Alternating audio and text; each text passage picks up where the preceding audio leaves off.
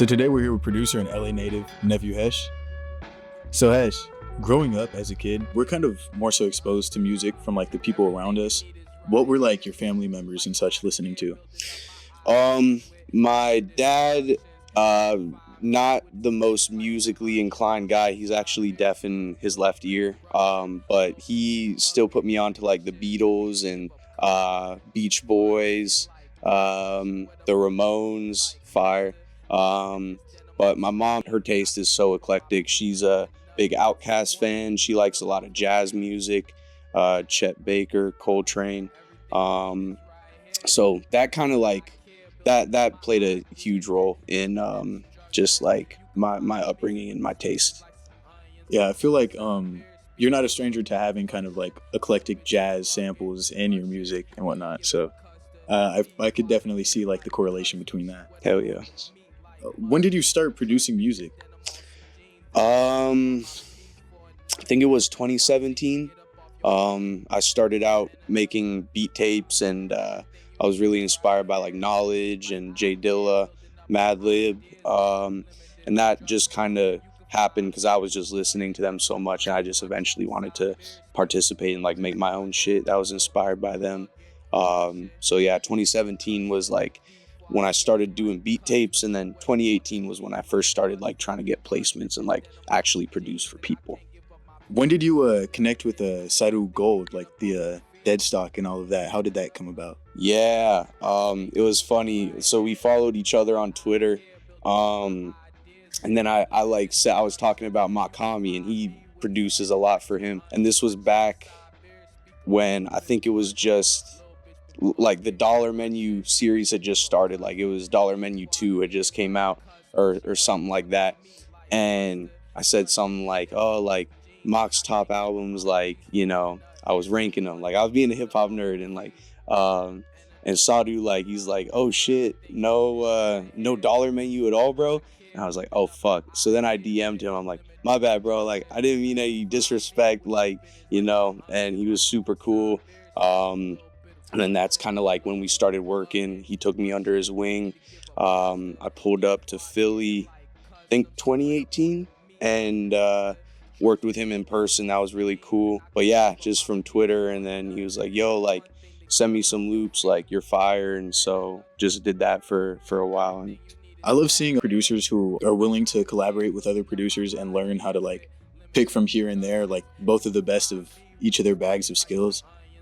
Especially seeing you do that like recently with Mercury and whatnot. How would you break down your process of working with other producers?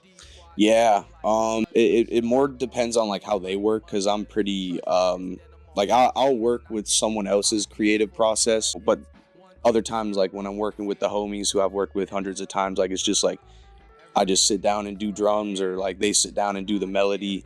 But then other times, like if it's a newer producer, or not newer, but like someone who I'm working with for the first or second time, it's like, what do you like want to do? Like, what kind of sound are you feeling like today? But it really just like depends on just the environment, and like it's just kind of something that I go with the flow with. You know, I just kind of like read the room, and if this is what we're on, I bet like, you know, if it's a more detailed session where it's like we're really trying to do one song really perfect, then I'll just kind of, you know, I just play it by ear. So what would you say your first kind of big placement was? Was that like Stefflon Don with West Side Gun? Yeah, I would say I had a few others before that. I had a few songs with Mavi. I had one with my bro Flashes Clayton. That was the first song I produced that got written up. They wrote about it in like OK Player and shit. But then Stefflon Don was like the first one where like people were texting me like congrats and shit like that. So yeah. So you mentioned Mavi. How'd you get connected with like Mavi and Messiah and whatnot? Yeah, also through Twitter. He and I followed each other for a while, and he hit me up like, hey, like how much for beats? And I was like I was already a fan, but I saw the potential, and I was just like, man, like I'm not gonna charge you. Like let's lock in, and you know, that from there, just, you know, that's how it's gone, you know. But key thing. Like, he didn't come into my D. He was very respectful, and I was like, that spoke to his character, because like some rappers will just like get in your DMs like, I need beats, you know, and it's like, nah, like he was like, how much? And I'm like, bro, like, let's lock in, you know. So yeah, through Twitter. Yeah, I feel like him respecting your craft, like as a creative, you know, in the fucking real world, I feel like that strengthened, you know, because I feel like you guys have made very emotional songs together, which is very crazy. I want to say like 5 minutes Writing from the Bottom, I believe. Yeah, that was you, right? Yeah. Yeah, so tracks like that are insane. I mean, the fact that you could just draw the instruments together and then just like a symphony kind of it shows to both of your guys' like creative connection. Hell yeah. Thank you. I feel like the Your Old Droog placement with the Makami on that must have been crazy for you. Yeah, man, that was super cool. I knew he rapped on it, but I didn't know I made the album until it came out. And when it came out, it was like a Thursday night going into Friday. And I was like, literally, I don't drink that much. I don't go to the club that much, but it was one of those nights where I went out and I was so fucked up. And like, I just like was staggering home, like drunk as fuck, like fucking middle of Manhattan, you know, and I just saw it on my phone and I was like, yes, you know. So that was so cool. Like, all those guys, Mock, you know, Droog, they're fucking legends. So it's just so cool to work with them. For the first time hearing them rap over your beats, that must have been like an unreal feeling. Yeah, they're like, and they Droog picked one of the beats that I really liked that I sent him. And it's always cool, like when you send a pack, you know, you have your favorites, and so it's cool when those favorites are also the favorites of the artist. I feel like that really shows the energy behind it. Like they could feel that, they could feel the intention behind it as well. Could we talk a little bit about your collab album with Zeke Ultra, because I feel like that's a really big project. Yeah, man, that's the homie, that's my bro. Yeah, I'm really proud of how that one turned out. Just front to back, like I wanted it to be a cohesive album, just like one, like a project that you could play from front to back.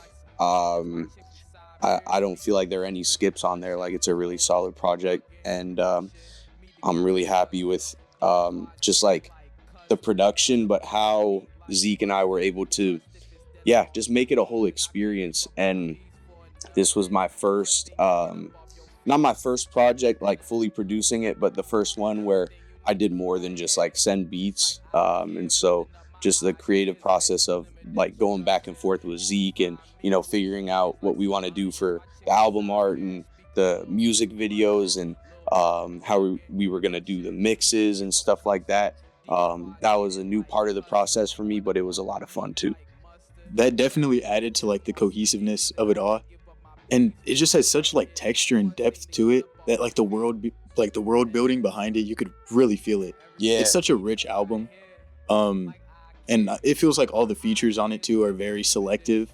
So I love that project. I gotta say, just like me personally, that's such a fantastic project. So I just wanted to like give you your flowers for that. Appreciate it, bro. Thank you. More recently, you had H.E.Z.Y to Get By with Mercury, the Bon Iver sample. How was that? How'd that come about? Was that more her or you? Or? Yeah, that was her idea to sample them. I think I don't know if she's a big Twilight fan or but I know the song was in Twilight. And I think it's like a popular song on TikTok, and so it was cool to, you know, I would never have thought to like sample that. So that's all her, fucking genius. And yeah, she was like, I want to sample this. And so I just did the drums, and then she like chopped up the sample, and then we got that song. So yeah, that's a crazy song. And then speaking on your drums, one thing that I've picked up, like just listening to your music, I feel like sometimes you'll substitute like where it should be drums instead. You'll like try to use hi-hats, or you'll try to use like 808s instead. And I feel like that's why that's partially one of the reasons why your music has such rich texture behind it too. Yeah. And I just wanted to know, is that like intentional or just kind of based off like what sounds best? Or sometimes it'll happen intentionally, like it's like, okay, I want to make like a weird beat, like let me do that. Other times it'll be I like accidentally, I'm like programming the drums in and I'll accidentally hit the wrong key or something and it'll sound good and I'll roll with it. But it's yeah, it really just depends on the beat and the moment. What do you primarily produce on? I'm on Ableton. I started on FL, but moved to Ableton after hearing Knowledge was on it. And I also learned you could DJ on Ableton too, which is cool, but it's not the most ideal. And so I'm on Ableton still, but I'm not gonna lie, I just bought FL Studio. So, you know, I hate to switch sides like that, but What does this place kind of mean to you? Do you have any like connection to here or? well, this is a new shop. I think Olin got it like 6 or 8 months ago. But like we've all been into like, you know, magic cards and comics and anime for a while. They're more into it than I am. But it's an expensive hobby too. So all my money goes to music shit, but I still got a few, you know, I got like a red-green magic deck, you know. I'm on Hearthstone though. I fuck with video games though. So yeah, we've always been like, you know, video games, comics, like, you know, but also music and shit like that. So I like this place because it's really just like, it's our spot. Like we just pull up here, you know, hang out, shoot the shit. So yeah, I love this place. Do you ever find yourself getting inspired by like video games and, you know, stuff of that sort? Yeah, there's a few, there's some really good like video game soundtracks out there that I really fuck with.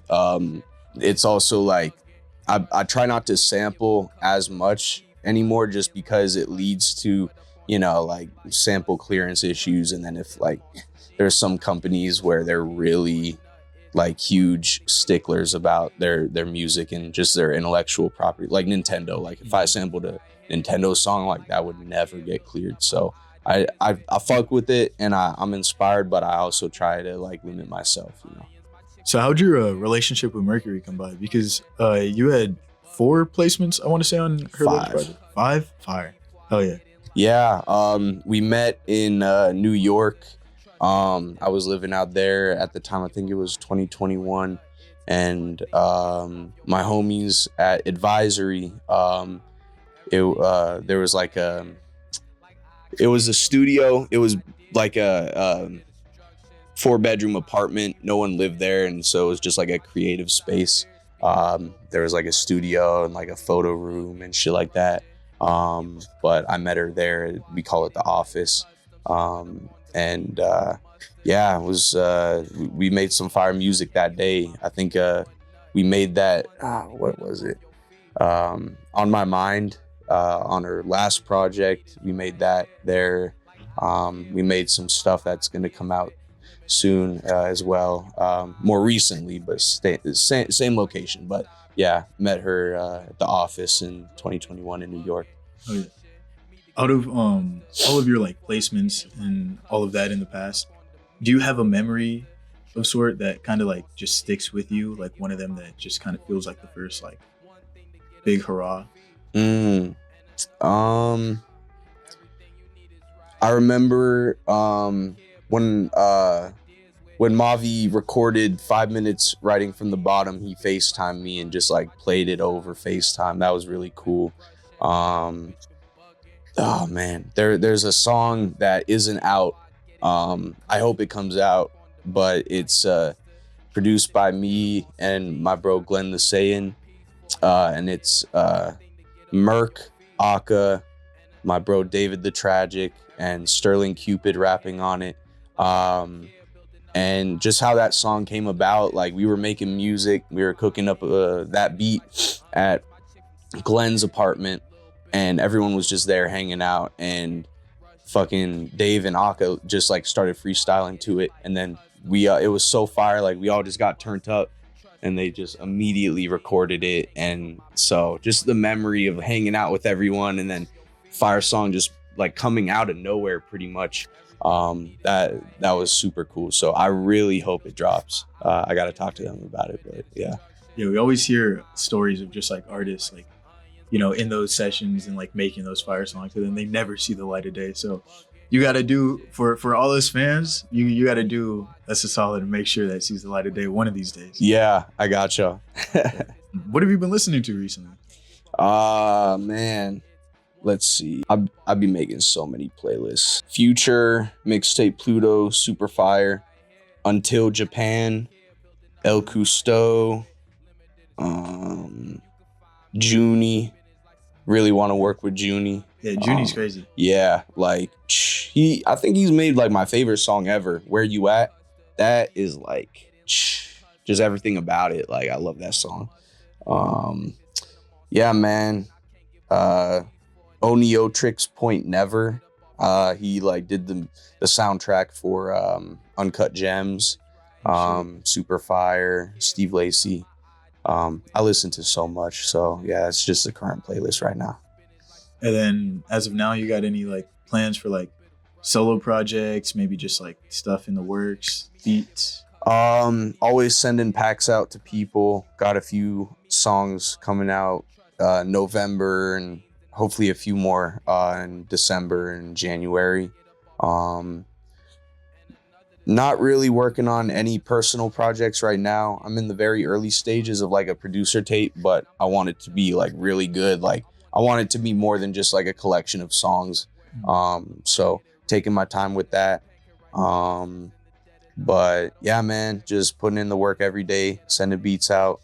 I got a few really cool songs I got sent. I don't know when they're gonna come out, but I'm excited for those. One of the main things is your collaborative sense and the way that you're able to like take on other people's creative process or just learn from it and adapt. I feel like that's what's going to set you apart from the average producer, and that's what's going to put you on the level of people, like Knowledge or Madlib and those folks. So hell yeah. I'm really excited to see what else comes from you, and thank you. Thank you, bro. Appreciate you guys.